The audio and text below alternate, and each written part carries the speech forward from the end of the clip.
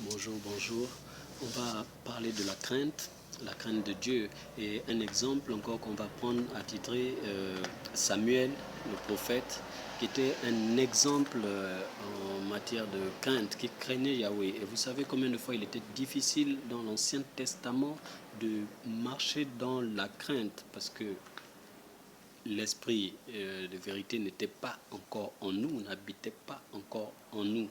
Donc, il était très difficile. Mais l'une des meilleures des sagesses, c'est la crainte de Dieu. C'est marcher selon ses lois, commandes, décrets et régulations. Et Samuel marchait selon ces régulations. C'est pourquoi lorsque le peuple s'est rébellé, lorsque le peuple a dit non, nous on veut aussi un roi, nous on veut aussi être dirigé, on veut aussi être sous la tutelle d'un roi, il leur a rappelé d'abord que c'est quelque chose de dangereux parce que vous avez déjà un roi qui est Yahvé.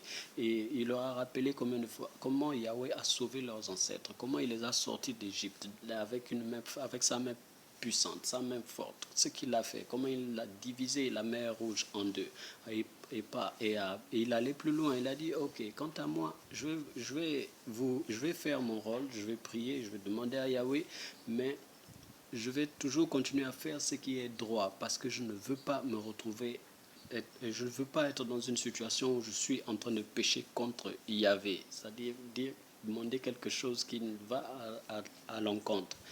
Et Yahweh a entendu cela. Yahweh lui a dit, ne fais exactement ce qu'ils sont en train de te demander. Fais exactement, parce que ce n'est pas à toi qu'ils sont en train de faire du mal, mais c'est à moi qu'ils sont en train de faire du mal. Donne-leur ce qu'ils veulent, leur roi, mais dis-leur comment ce roi dominera sur eux. Encore une fois de plus, Samuel, à travers la crainte, a